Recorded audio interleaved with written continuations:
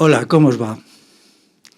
Hoy toca que os hable un poquito de mis libros, que os ofrezca una visión de conjunto, que os explique un poco la intrahistoria de los más importantes de ellos. Yo durante muchos años viví para escribir un gran libro, que es La democracia, el triunfo del Estado. Le dediqué 17 años y luego, como sucede todo, con todo y en la existencia humana, pues lo publiqué y no pasó nada, no se hundió el mundo, ni explotó el mundo, nada. Las cosas continuaron, ¿no? Pero creo que este libro y otros míos han hecho una contribución de algún valor a la mejora de la comprensión de los problemas de la condición humana, los problemas de nuestro tiempo y a su transformación revolucionaria. Y por eso creo que conviene una recapitulación, una reflexión inducida por mí respecto a los libros, porque ahora los libros están en decadencia, Internet se lo está comiendo todo y se está creando un tipo de mentalidad Internet, que yo la llamo come vídeos, traga vídeos, que carece de las condiciones mínimas para una reflexión independiente y autónoma. Es decir, los vídeos no aportan. Yo mismo pues observo que mientras un libro puede recoger el pensamiento en su complejidad, en su sutilidad, el vídeo mucho más difícilmente lo consigue. Así pues, claro, hay que mirar y sobre todo hacer vídeos, quiero decir, tenemos que animarnos a irlos haciendo.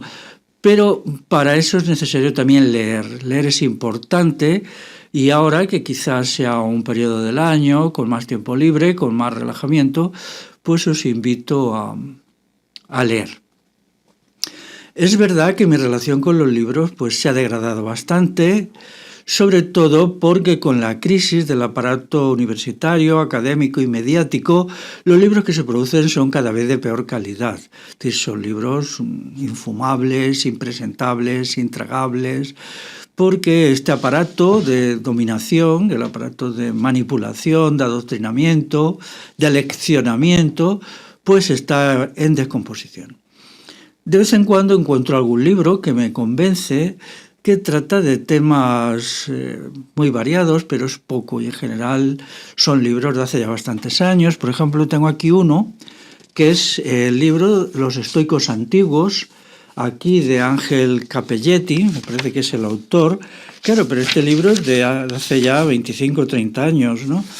En él el autor dice más o menos la verdad sobre tanto la filosofía cínica y los filósofos cínicos y también sobre los primeros estoicos, en contra de los profesores de filosofía que se empeñan en denigrarlos, en falsearlos, en insultarlos, todo esto, ¿no? Por tanto, este libro, pues sin ser gran cosa, me convence. También me comprometo, quizá no a corto plazo, a hacer algunos vídeos sobre filosofía para poder decir y dar mi opinión sobre la filosofía contemporánea. Es fácil, no existe.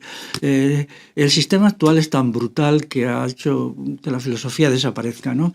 Pero no renuncio a eso, no me resigno y quiero hacer alguna cosita sobre filosofía, pero eso más adelante. Ahora vayamos con mis libros, con aquellos que soy autor, con los que soy coautor y con los que meramente he hecho el prólogo. Como por lo general estos prólogos son relativamente largos, pues me considero también como coautor, ya os lo iré diciendo. Hace tiempo que no los cuento, pero en total, pues me parece que tengo ya, no sé si son 32 o 35 libros como autor, coautor o prologuista editados. Hoy he seleccionado los que más me llegan, con aquellos que me siento más identificado y también los que han hecho más impresión en la opinión pública. Así pues, os iré señalando uno a uno y también haciendo algún comentario sobre sus contenidos, sobre su función social, sobre el impacto que han hecho, etc. Para el expositorio de mis libros, pues podéis mirarlo en mi web, que es felixrodrigomora.org, felixrodrigomora.org, y si queréis preguntar por alguno y os queréis dirigir directamente o queréis adquirir alguno, lo podéis hacer en la dirección mail luchayservicio@gmail.com. Lucha y servicio, todo seguido, sin espacios intermedios y sin guiones, con la Y, entonces luchayservicio@gmail.com. Y ya os digo, en mi web pues aparece. Bien, empecemos por el primero de todos, que es naturaleza, ruralidad y civilización. Yo ya había hecho algún libro anterior, varios de ellos, antes de que apareciera este libro, pero los considero textos menores. Me parece que son 3 los que tuve y que los conservo, pero en definitiva son textos menores de circunstancias, siempre como coautor. Este libro ha hecho bastante impacto porque ha quebrado el discurso del poder constituido presentando al mundo rural como un compendio de barbarie, de brutalidad, de ignorancia, de clericalismo, de fanatismo, y ha demostrado que no. Por eso yo elegí el título bastante bien: Naturaleza, ruralidad y civilización.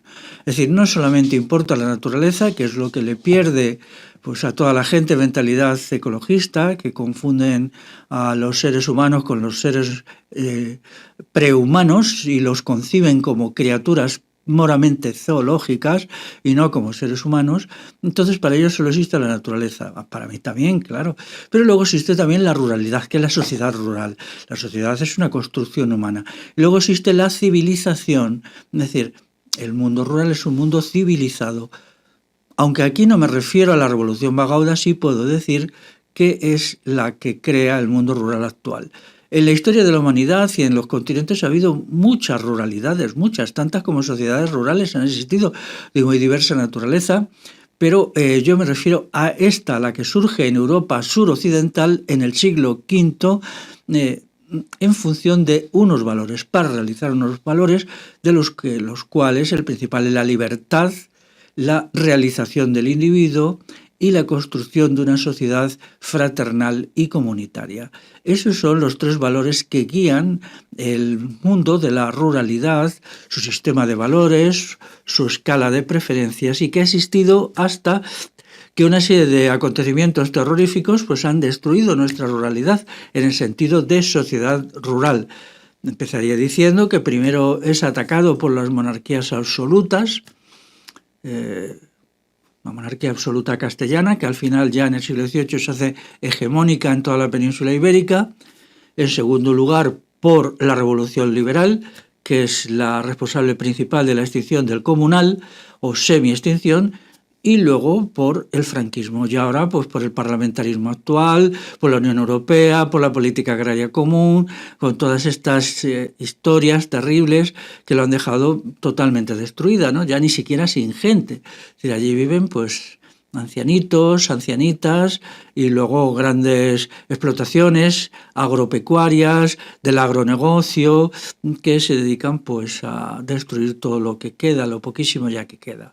Bueno, mi libro recupera los valores civilizacionales de la sociedad rural y demuestra que, por supuesto, desde el punto de vista de lo axiológico, de lo ético y de lo valorativo, esta sociedad es muy superior a la sociedad urbana que vino después, una sociedad totalmente capitalista, totalmente degradada por el trabajo asalariado, que es una forma de trabajo no libre. Entonces el libro se estructura en 2 partes, que es la parte sociológica, llamémosle así, que es la que se encarga de el asunto de, por ejemplo, el comunal, un capítulo, otro los sistemas de autogobierno basados en el concejo abierto, la fiesta popular, cómo hace el franquismo para destruir esta sociedad en los años 60 y 70 del siglo pasado, y luego está la segunda parte que se encarga de la naturaleza, pero no de esta naturaleza hecha de pajaritos y tal, un poco cursi en la que cree el ecologismo, sino la naturaleza de verdad, los montes, los árboles. Y entonces aquí estudia a fondo el problema de los montes, del arbolado, de cómo recuperarlo. Y una derivación de eso pues es el proyecto Arrendajo. El proyecto Arrendajo surge de la parte segunda del libro cuando se refiere a la recuperación del la naturaleza de una manera seria.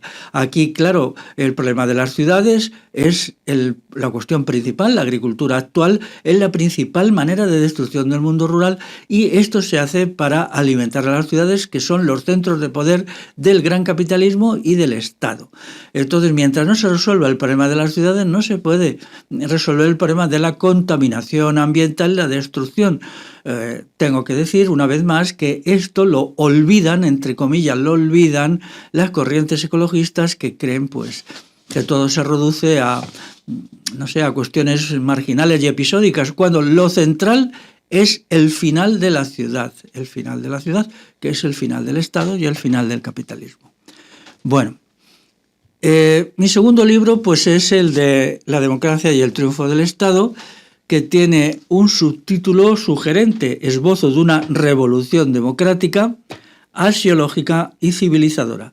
Daros cuenta, esbozo de una revolución democrática basada en los criterios de la democracia directa. Ya tengo un libro que esto lo desarrolla, un poquito más adelante lo veremos. Axiológica. Las revoluciones axiológicas son las revoluciones en los valores, en las creencias últimas, en la moralidad, en los criterios fundantes y básicos. Eso significa axiología, ¿no?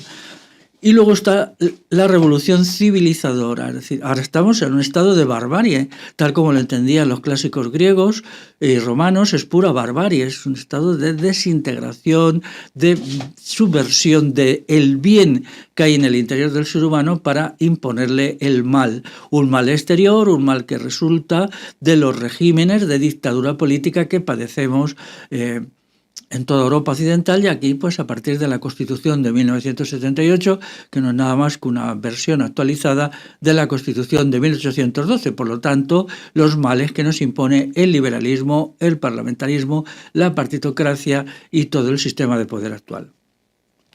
La democracia y el triunfo del Estado, que como podéis ver es un libro voluminoso, pues incluye bastantes elementos, está hecho con un criterio enciclopédico.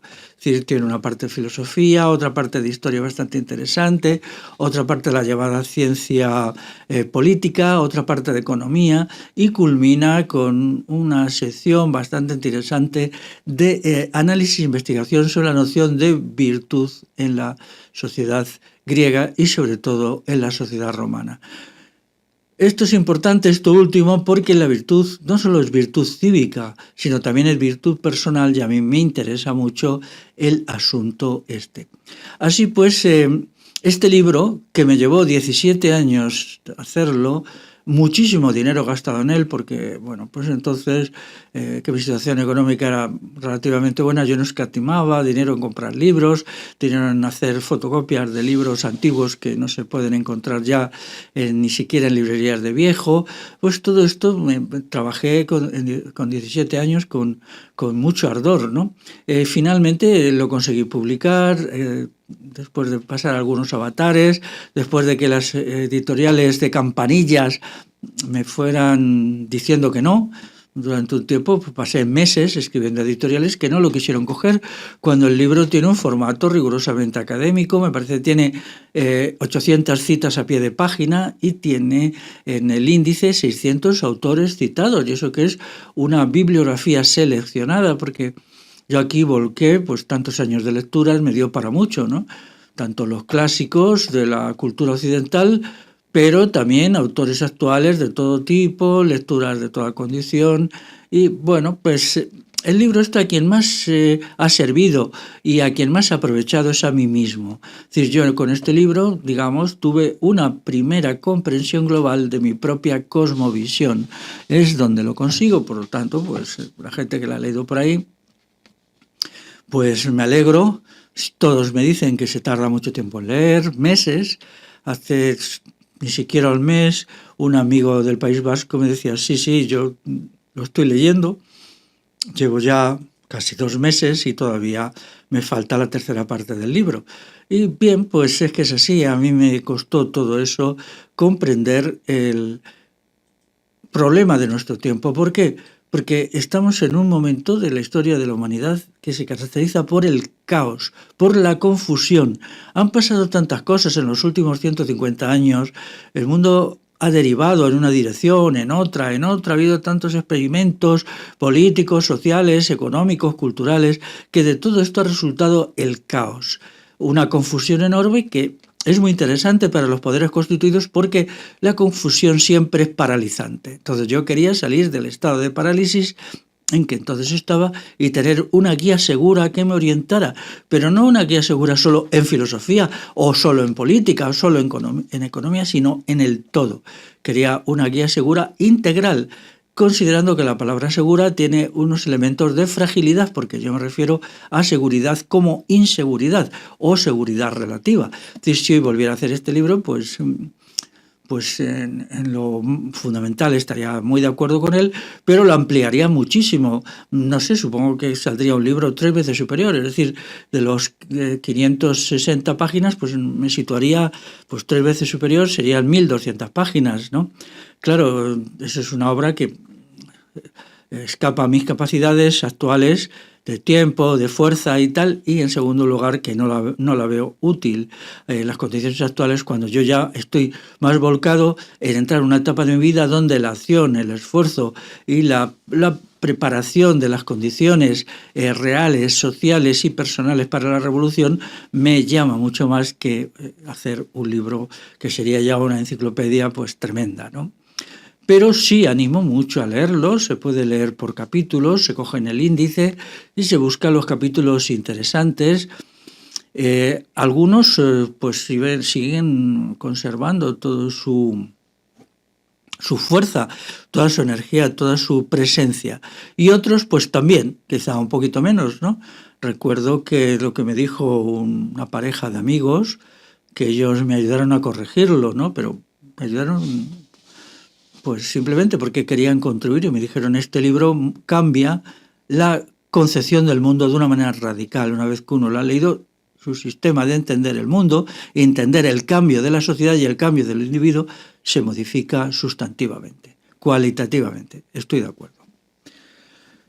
Bueno, pues ahora, respecto al tercer libro, tenemos la investigación sobre la Segunda República Española, 1931-1936.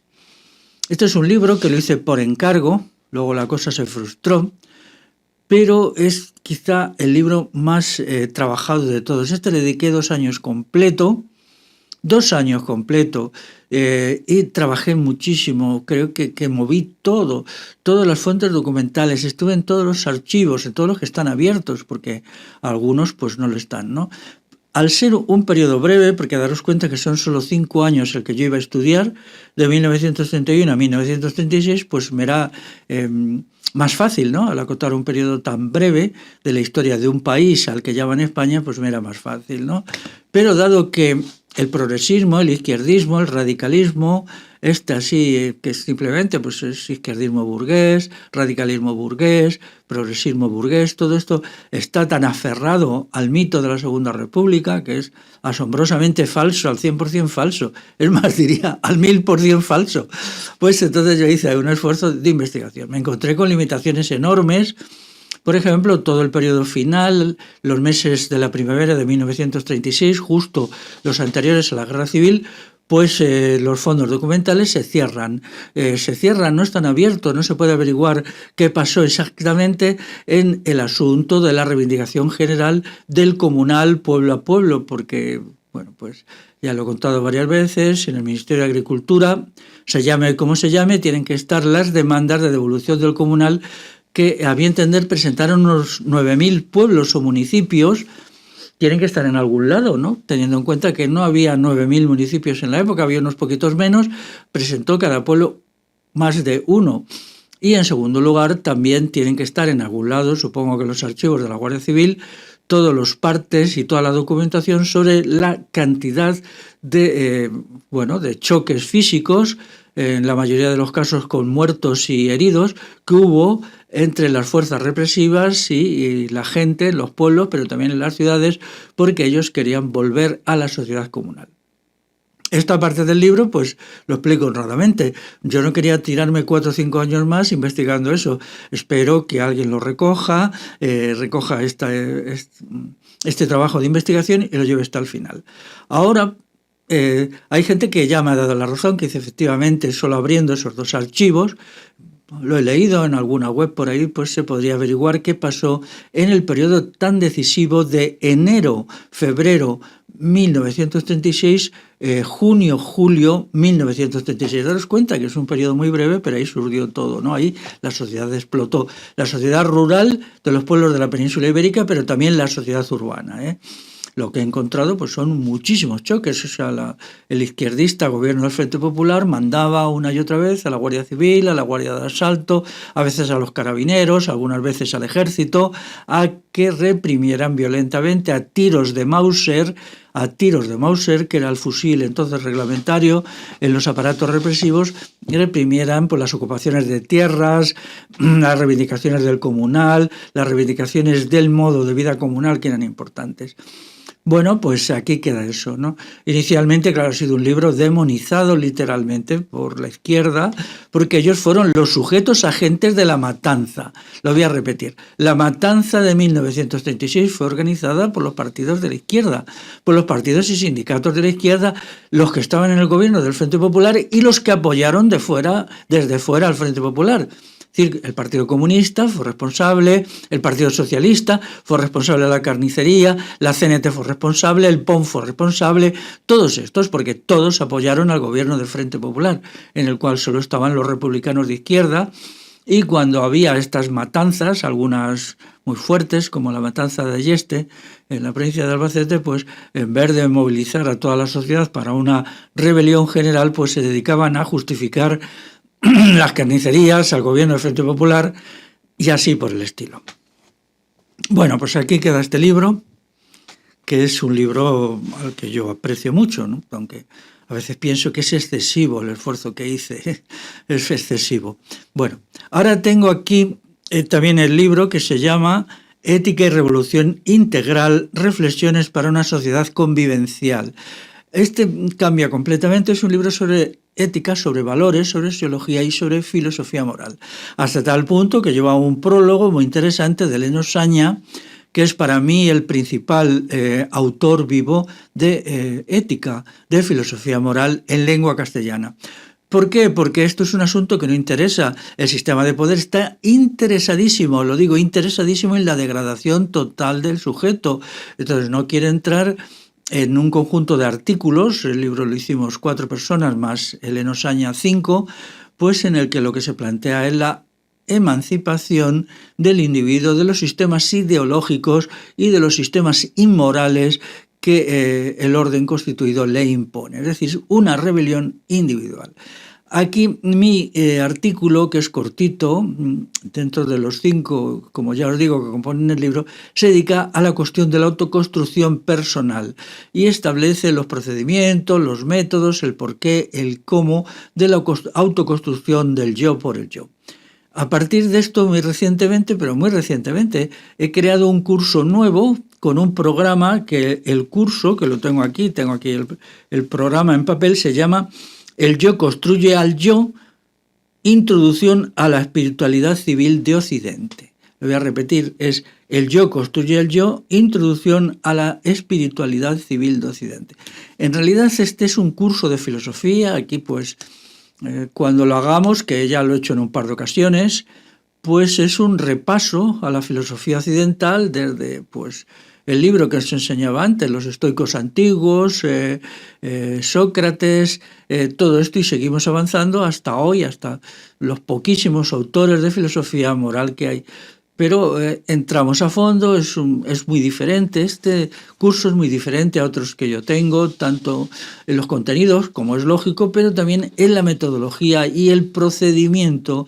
Empleo mucho el sistema hegeliano de antinomia, de contradicción, de diferenciación, para hacer que en este conflicto resalte, ¿no? Resalte lo que es el sujeto de calidad, el sujeto de virtud y el individuo autoconstruido.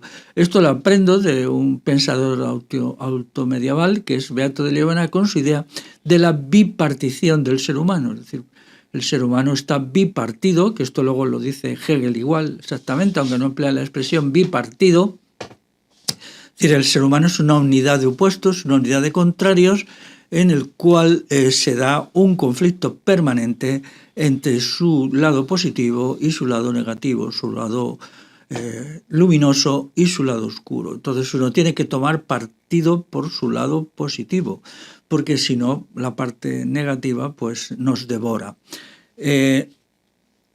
Yo entiendo que es interesante tanto el libro como el curso porque ayuda en un momento de confusión en el terreno personal, donde el individuo es nada, el ser es nada. Ya sabéis mi teoría de los seres nada, es un ser que se le ha privado de todos los atributos para hacerle súper dócil y muy fácilmente dominable.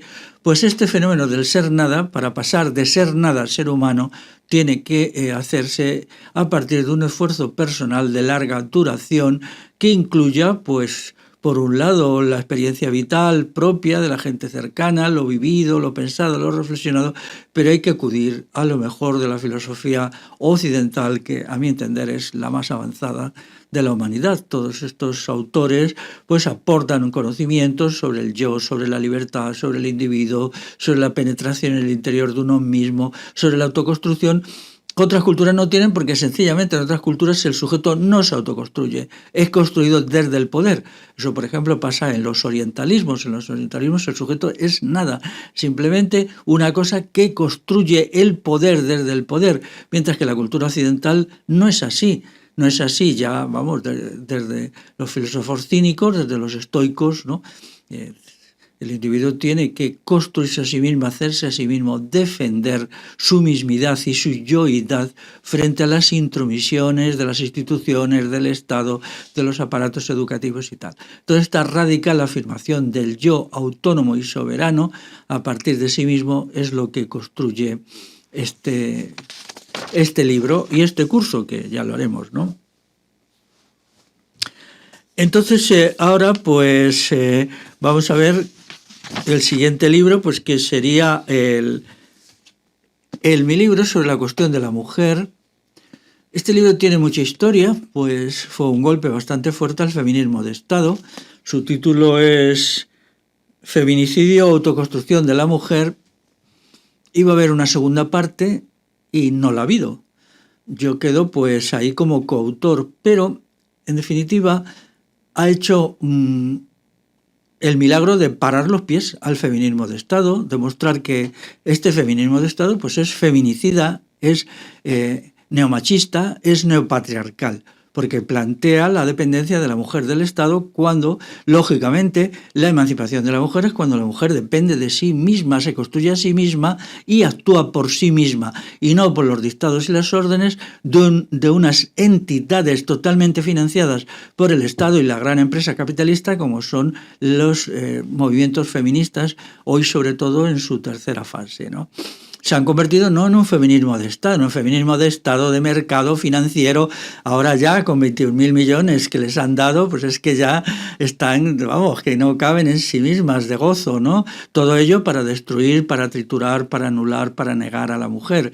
Bueno, este libro les paró bastante los pies, puso de manifiesto, por ejemplo, que el patriarcado, que existe, claro, como no, es un fenómeno jurídico y que el patriarcado es realización del Estado, que todo Estado es patriarcal y que todas las que viven del Estado son patriarcales o neopatriarcales, que es lo que pasa con el feminismo actual. Con todo, yo en este libro quise ser amable, no es un libro agresivo, no es un libro más bien amable, excesivamente correcto para mi gusto, y claro, como desde entonces se ha acumulado un montón inmenso de material, de datos, porque dejé abiertos los archivos y ahí seguido llegando cosas, ¿no? Y bueno, pues lecturas, observaciones, comentarios.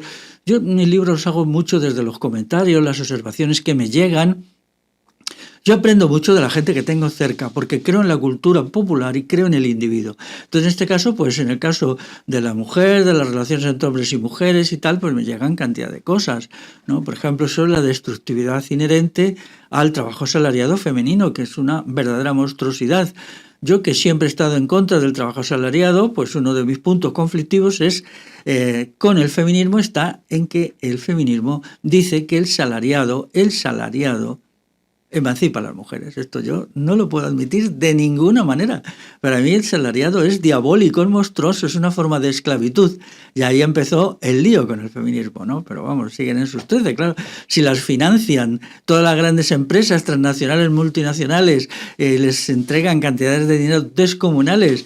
Si resulta que una feminista de tipo medio se hace millonaria, dicen, hay un estudio, en 5 años y multimillonaria en otros 5 años, pues entonces ¿yo qué voy a decir? Pues nada, mantenerme ahí y pasar a la ofensiva. Este paso a la ofensiva, con todos los materiales que me han llegado, pues lo haré relativamente pronto, no ya en un libro, porque los libros llevan mucho tiempo, pero sí en un curso, y en este curso ya no voy a ser amable, ya voy a decir la verdad cruda, la verdad desnuda, se está dañando, destruyendo e incluso matando con el pretexto del feminismo a demasiada gente para que yo pueda estar en silencio. No lo voy a hacer, pase lo que pase. Y como se dice normalmente, voy a poner el grito en el cielo, sí, así, ¡buah!, el grito en el cielo. Bueno, el libro siguiente del que os quería hablar, pues es un libro del que yo he hecho solo el prólogo, pero este prólogo, pues, si me permitís, es un pequeño librito en sí mismo, ¿no? Me lo pidió su autor. Yo nunca había escrito de lingüística, pero bueno, su autor tuvo a bien. Yo lo hice con mucho gusto, me llevó tiempo porque era uno de esos temas en los que yo pues desde hace muchos años tomo notas, escribo cuartillas o folios y lo voy dejando ahí quizá con la intención de más entender yo que intervenir.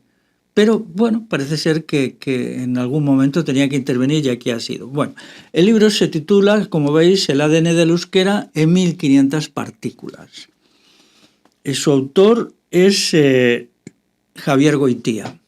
Javier Goitía tiene una familia, él es vizcaíno, tiene una familia que desde hace muchos años ha hecho muchos estudios sobre el euskera y bueno, pues su hermano, su padre ya tenían un libro así. Este es un texto como es un diccionario, está pensado en una estructura de diccionario en el cual se cogen palabras del castellano y se les busca el origen euskérico, descartando el origen latino, principalmente, claro, este mito, ¿no?, de que el castellano pues depende casi completamente del latín, lo cual pues, bueno, pues no es así exactamente, ¿no? Y entonces Javier pues va introduciendo ahí la interpretación de muchos términos castellanos a partir de expresiones euskéricas, de palabras, de vocablos euskéricos. Entonces esto es una cuestión muy bonita, no quiere decir que yo esté de acuerdo con todos y cada uno de los casos que Javier estudia, no, claro, porque aquí ahí, pues fijaros, 1500 partículas, 1500 palabras, ¿no? Pero claro, indudablemente, pues, por ejemplo, el sistema vocal del idioma castellano es exactamente el mismo del euskera y eso ya dice mucho, cosa que parece ser que esto pues nadie se da cuenta, ¿no? Porque siempre las cosas tienen que venir de lejos y los imperios nos salvan y en este caso el Imperio Romano pues nos salvó, mientras que los vascones pues siempre han estado aquí al lado, ¿no? Un poquito al norte, pero aquí al lado. Entonces era más lógico la tesis de Javier que la tesis de los romanistas, o sea, de la gente que piensa en eso. Bueno, mi aportación, que se titula, voy a leer, el prólogo se llama Lengua y Pueblo, Pasado y Futuro, pues es entrar en la cuestión sobre todo de la lengua-cultura, lengua-cultura, es decir, establezco que toda lengua es un sistema cultural, por lo tanto, una cosmovisión, un sistema de valores, una concepción del mundo, y que si en el sistema de lengua-cultura la cultura falla, es decir, si un sistema de lengua-cultura pierde la cultura, entonces la lengua entra en una crisis muy grave.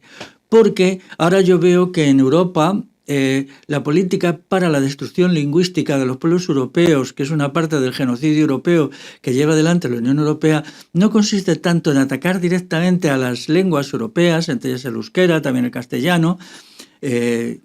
Hay quizás 70 lenguas autónomas en Europa, o 75, es difícil de saber, ¿no?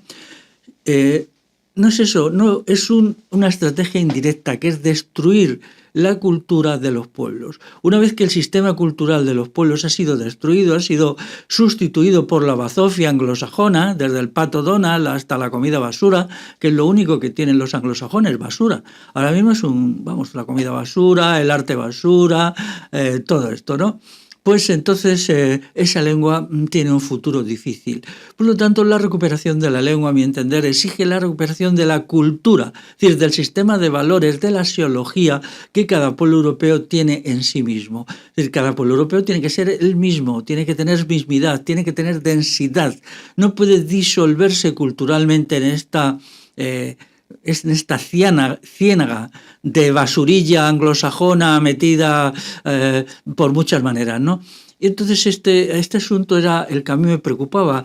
Daros cuenta de que el pueblo vasco se ha caracterizado durante siglos y milenios por tener no solamente una lengua extraordinariamente singular, sino una cultura muy potente y una personalidad muy acusada, muy propia, ¿no? Es curioso que yo no conozco ningún libro donde estudie la cosmovisión, la axiología, el sistema de valores específicamente vasco. Es decir, ¿qué es lo vasco? ¿Qué es la idiosincrasia vasca? Hoy yo la veo muy mal, y eso me preocupa mucho. Pero entonces esto es lo que quería decir aquí. Tenemos que recuperarla, los vascos tienen que recuperarlas. También los castellanos, que en gran medida y por procesos que en parte no conocemos y que lo que conocemos no es el momento de explicarlos, pues somos un poco una continuación de Euskal Herria en el lado suroccidental, ¿no?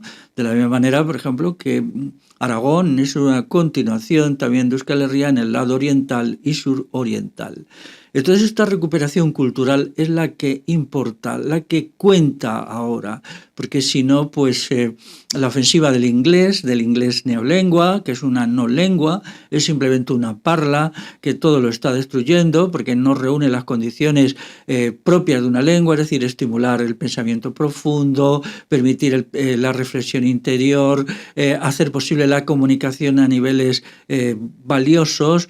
No, es una lengua de ordeno y mando, es decir, donde los nuevos esclavos de la Europa, de la Unión Europea, pues van a recibir las órdenes, ya las están recibiendo, las estamos recibiendo.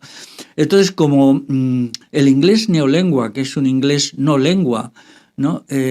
No sirve como lengua, porque no es el inglés popular, el inglés de las Islas Británicas, pues entonces tenemos que combatir y pelear por nuestras lenguas respectivas, pero también por nuestras culturas, porque no hay lengua sin cultura. Esto no puede haberlo. Destruida una cultura, la lengua inmediatamente se liquida. Esto es lo que yo pretendía aquí decir. Y bueno, ahí está dicho. Hasta ahora, pues, ha tenido las repercusiones que ha tenido este libro. Yo de vez en cuando me entretengo, ¿no? Porque me parecen muy ingeniosas algunas de las invenciones de Javier, explicando palabras castellanas que yo he usado toda la vida y me resultan graciosas, ¿no? Para mí este libro es un poco como volver a la casa del padre, es decir, la casa del padre para los castellanos es Euskal Herria, eso no hay duda. Entonces, pues será como volver a la casa del padre y tener un diálogo con el padre originario. Bueno, el siguiente libro del que os voy a hablar es el de Autoaniquilación, el hundimiento de las sociedades de la última modernidad. Este es un libro que tiene 2 años y, claro, visto superficialmente, parece que la sociedad actual es imbatible, que nadie ni nada la puede tirar abajo porque tiene su tecnología, tiene, bueno, pues un aparato propagandístico formidable, un aparato policial de padre y señor mío, un aparato militar idem, un sistema académico adoctrinador lo mismo, pero ante esto que lleva al pesimismo, a la desolación y a la pasividad, yo quise valerme de la filosofía hegeliana para demostrar que esto solo es una parte de la realidad.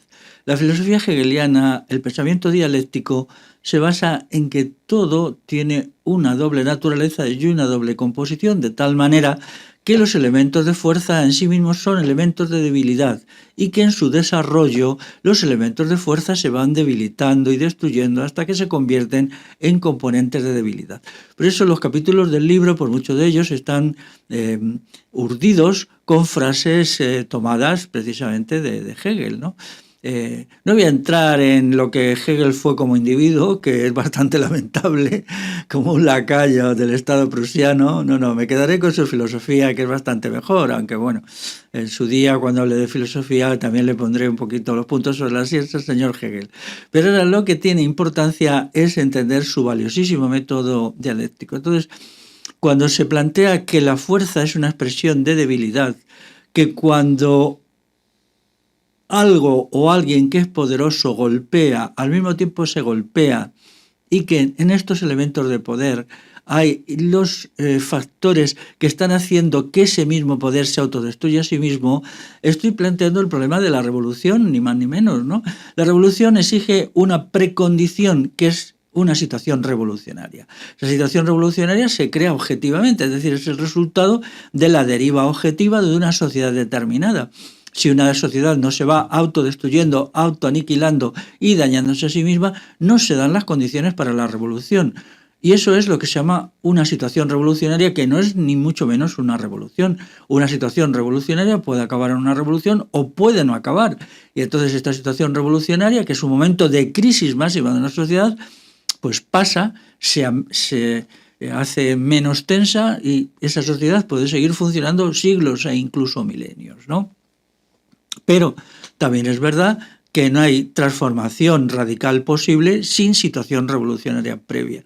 ¿La sociedad actual se está autodestruyendo a sí misma? Bueno, yo creo que es bastante claro, ¿no?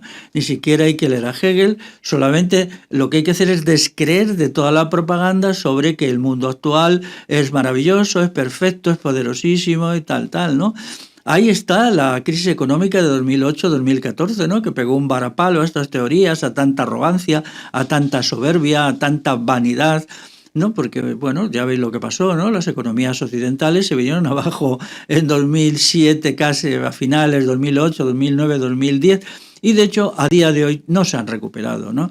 Y todas estas transnacionales capitalistas que parece que han creado un modo de producción que es intocable, con una eficacia formidable, prácticamente todas ellas, directa o indirectamente, se derrumbaron y tuvieron que ser rescatadas por los estados correspondientes. Por ejemplo, el Estado USA, el Estado de Estados Unidos, invirtió en el rescate de la gran empresa de su país 16 billones, con B, billones de dólares.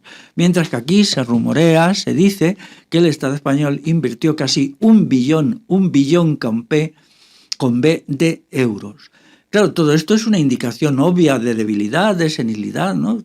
La empresa capitalista, lejos de ser esa maravilla de eficacia y tal, pues es un desastre realmente, un desastre, un caos, con unos rendimientos decrecientes y con una situación pues bastante penosa. Es curioso que de la crisis 2008-2014, a la que yo aquí solo me refiero tangencialmente, porque quiero estudiar otras contradicciones inherentes a la sociedad actual,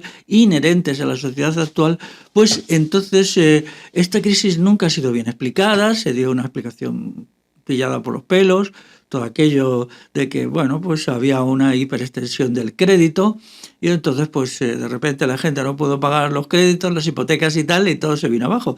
Eso es, digamos, lo último de lo último de lo último, la guinda del pastel, lo último que sucedió, pero sobre esa base, ¿qué es lo que pasó? Explicarlo por eso demuestra que también la sociedad esta está degradada en lo intelectual, porque decir eso demuestra que no se tiene ni idea, ni se tiene ninguna capacidad de pensar, ni se hace ningún esfuerzo reflexivo.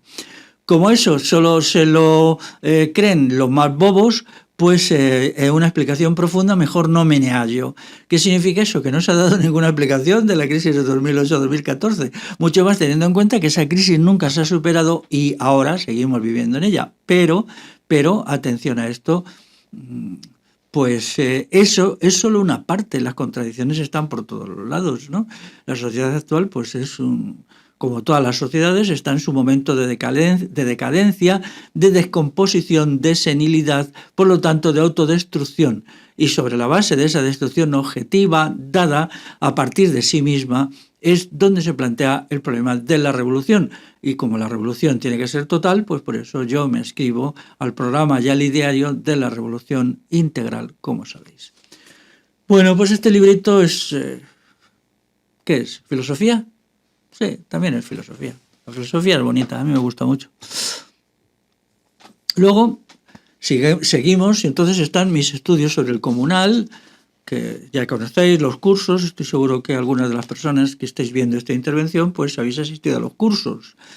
Entonces hicimos dos libros sobre el tema, que es como la continuación el uno del otro. En primer lugar está el libro El Comunal, que es una transcripción de uno de los cursos, con un objetivo de ofrecer por escrito pues algo que pudiera ser leído, pudiera ser estudiado, repasado, vuelto a leer, subrayado, para tener una interpretación más completa.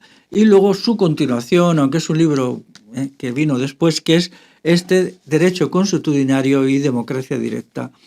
Aquí yo entro más en el asunto del derecho consuetudinario, es decir, del derecho popular opuesto al derecho positivo, y entonces llego hasta los sistemas de democracia directa, porque el régimen de concejo abierto, que es el que hubo, no es nada más que una variante de lo que los politólogos denominan democracia directa, es decir, el gobierno de la sociedad por la sociedad misma, sin que haya una instancia gobernante, como es el aparato estatal, ni unas instituciones gobernantes, como pueden ser por los ministerios, el gobierno y el parlamento y todo esto, ¿no? Esa participación directa e inmediata de las personas en su propio gobierno, sin Estado y sin instancias de este nivel, que en realidad pues son las que nos dominan, por un lado, nos privan de libertad y al mismo tiempo nos explotan a través del régimen fiscal, pues es lo que es la democracia directa. La democracia directa es el sistema del futuro y también es el sistema del pasado, naturalmente, porque es lo que había aquí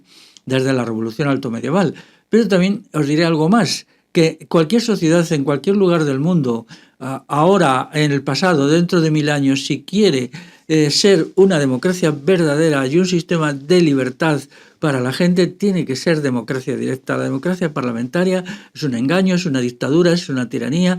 Ahora lo vemos, por ejemplo, ¿cómo se puede llamar democracia a un régimen policial que tiene 300.000 policías, más otros tantos vigilantes jurados que tienen un rango policial, en algunos casos ya que los están empezando a armar? ¿Cómo puede ser que una sociedad de 47 millones de habitantes tenga 600.000 policías en total? Esto es aberrante. O sea, claro, porque tienen que proteger a los ricos de la presión popular, tienen que proteger a las instituciones del rechazo de la gente normal.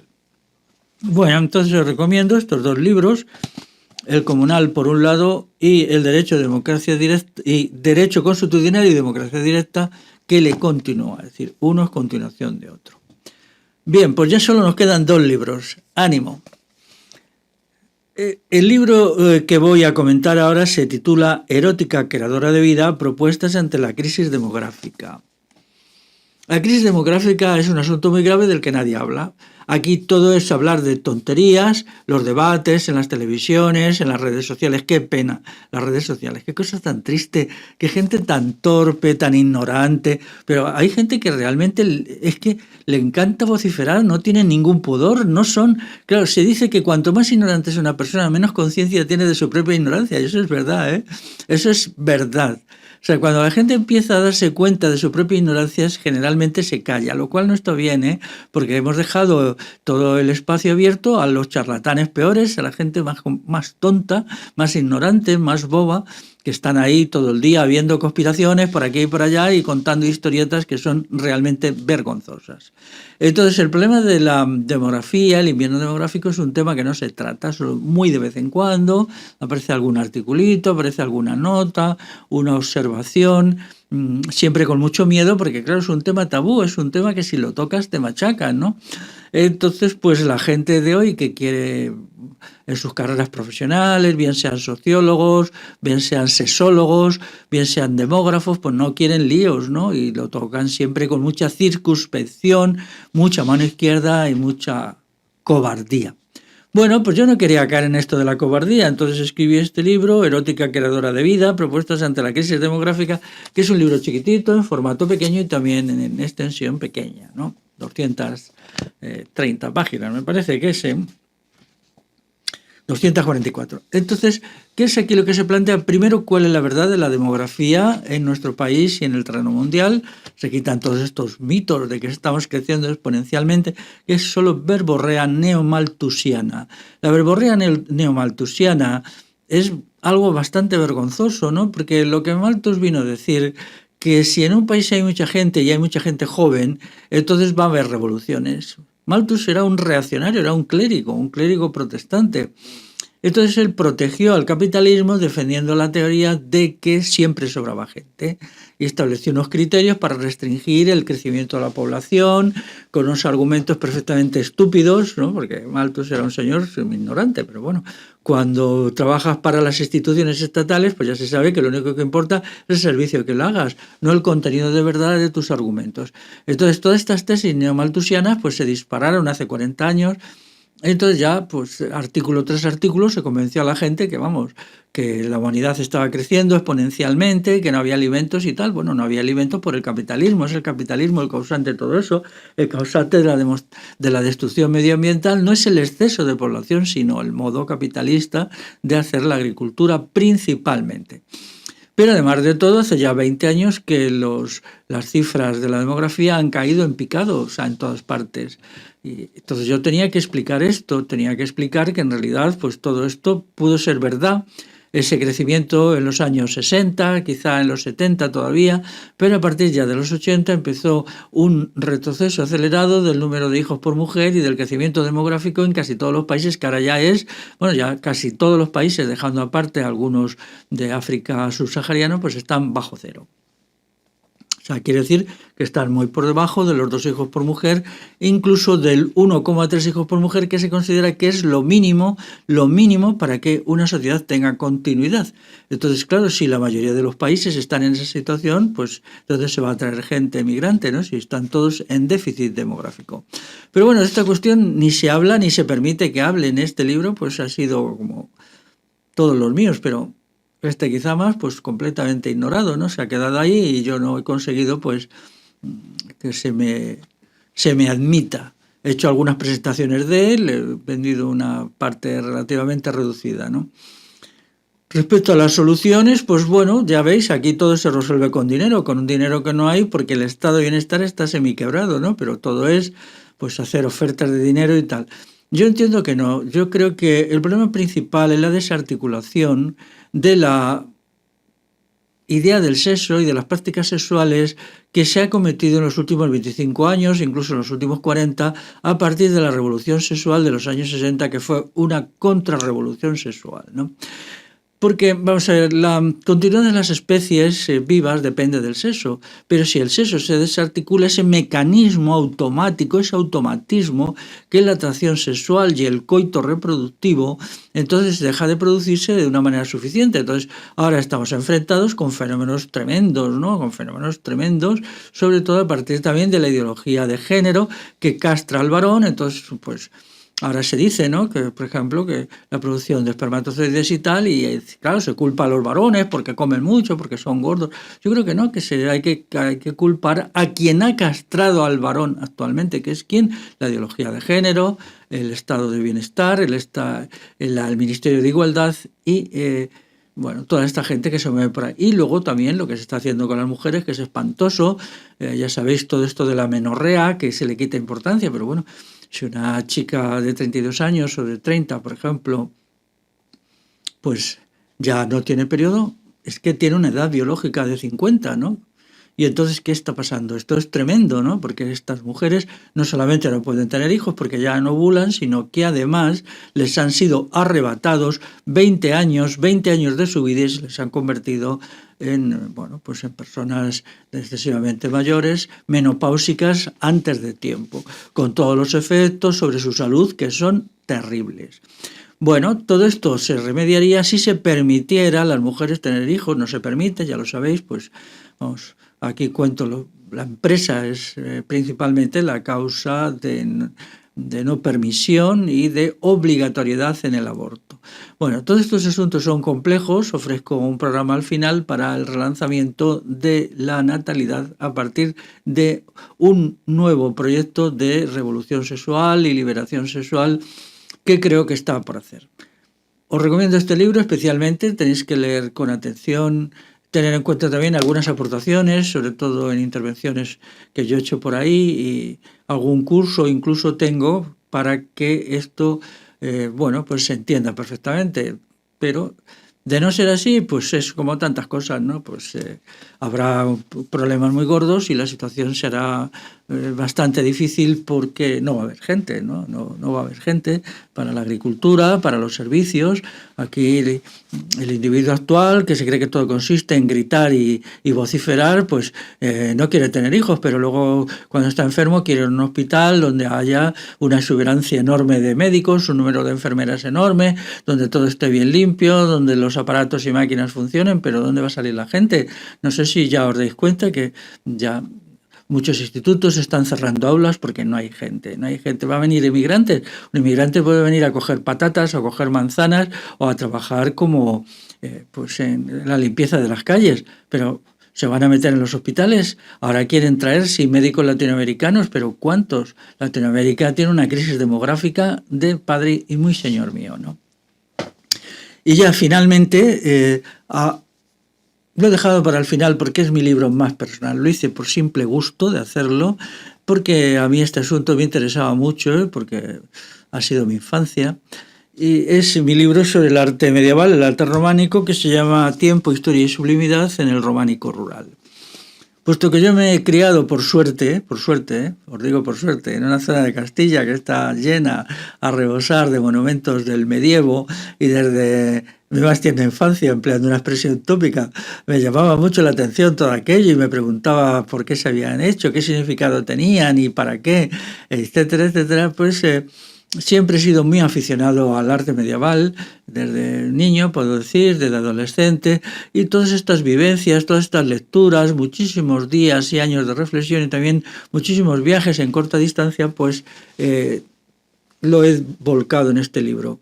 Este libro tiene, pues yo entiendo que el románico rural prácticamente todo Castilla, solo hay románico del Tajo para arriba, porque del Tajo para abajo, por la presencia musulmana, no hubo románico. También bastante del País Vasco y también un poquito de Aragón, mucho de Cantabria. Cantabria lo conozco bien, un poquito de Asturias, un poquito de Galicia, de León, un poquito de Cataluña, muy poquito, me quedaba demasiado lejos. Entonces, lo que hago aquí es entender el románico. En primer lugar, disfrutarlo. Uno se pone delante del monumento y lo percibe su maravillosa armonía en general, su grandeza, su belleza, y todo eso me llega muy hondo, me conmueve y me motiva y me exalta personalmente. Todos estos monumentos son del siglo XI, empezando por el año 1050, quizá un poquito antes, 1040 quizá ya, y pues el románico como tal pues acaba a finales del siglo XIII, ya de 1250 en adelante se considera ya románico tardío. Este libro, que ha sido leído por dos tipos de personas, por un lado especialistas y por otro lado pues gente que no es especialista, pero quería tener una guía para recorrer estos monumentos, y entonces cogía el libro y decía, bueno, pues voy a hacer un recorrido por Burgos, por ejemplo, por Cantabria. Entonces buscaba las referencias que yo tengo en el libro a Burgos, a Cantabria o a Navarra o Asturias, y entonces intentaba recorrerlos y verlos, digamos, con el libro en mano como guía. Desde el punto de vista de los eruditos, pues a mí hay cosas que me han satisfecho desde que saqué la primera edición, esta es la segunda, pues yo creo que por influencia del libro la interpretación de algunos monumentos fundamentales se ha cambiado en el sentido que yo defendí. Era tan absurdo lo que antes se decía, las versiones que antes se daban de determinados monumentos, que la que mi libro ofreció pues es mucho mejor, mucho más coherente con lo que se observa y con un conocimiento de conjunto de la sociedad medieval, de lo que se llama el medioevo central, del siglo XI al siglo XIII. Esto, pues claro, me ha gustado mucho y creo que algunas otras interpretaciones de determinados monumentos o determinadas cuestiones que yo pues siempre consideré como absurdas, veo cuando ojeo, ahora ya muy poco, algunas revistas de análisis del mundo medieval, pues se ha visto cómo se iban modificando, cómo se iba cambiando, ¿no? No sé, podría citar varios casos, solo voy a citar uno, ¿no? Que es el asunto de las representaciones de femeninas desnudas, donde había serpientes y sapos, culebras que se dicen que le mordían los pechos y al mismo tiempo las partes pudendas de la mujer, ¿no? Esto se interpretó de una manera delirante como el castigo a la lujuria, ¿no? Ahora ya generalmente ya no se interpreta así, sino se interpreta como una exhortación a tener cuidado para que los hijos no se queden desprotegidos y darles bien de mamar, ¿no? Pues este asunto yo creo que fue el primero que me reí de esa ridícula y misógina interpretación, ¿no? Y de otra interpretación mucho más coherente, que por cierto la saqué de mis infinitas conversaciones con gente de la ruralidad, que fue alguien, una mujer de la ruralidad, que me hizo comprender. Hay una leyenda castellana sobre ese asunto que es la que luego aparece aquí representada. Pero bueno, hay muchos más asuntos aquí en este universo y estoy muy contento. Ya he hecho la segunda edición. Es un libro que le he prestado poca atención porque es como un libro hecho para la satisfacción personal, pero el prólogo de la segunda edición, que es esta la que tengo, ves, aquí pone segunda edición, pues es un prólogo bastante combativo, ¿no? Porque ya estaba harto de tonterías. O sea, es que aquí hay gente que está adscrita a las tonterías y no es capaz de vivir sin decirlas una y otra vez.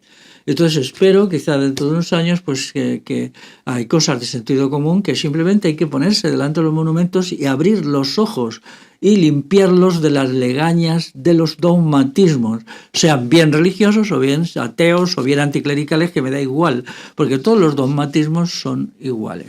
Y aquí, pues nada, para que se tenga en cuenta la importante significación de la mujer en el arte románico, pues esta es una de los canecillos o figuras escultóricas exteriores a la iglesia de Cervatos en Cantabria, que es aproximadamente el año 1200 y muy significativa.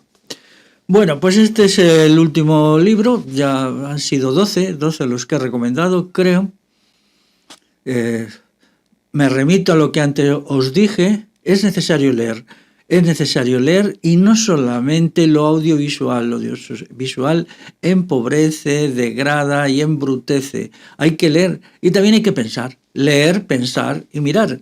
Leer, pensar y mirar. Y ya os he dicho antes, pues para algunas consideraciones sobre mi libro podéis entrar en mi página web, felixrodrigomura.org. Y si queréis pedir alguno de los libros, pues hacerlo directamente a luchayservicio@gmail.com. Pues nada, que os sean leves las lecturas, y si tenéis sugerencias o tenéis comentarios para mejorar los libros o algo así, o queréis simplemente dialogar sobre alguno, pues me podéis escribir mail, me podéis escribir a mi dirección de Telegram, me podéis escribir una carta, que también lo agradezco mucho, cuando me mandáis cartas, o simplemente me podéis llamar por teléfono, alguna vez que me veis por ahí, pues charlar en la calle directamente. Muy bien, pues nada, saludos amigas y amigos, hasta la próxima vez.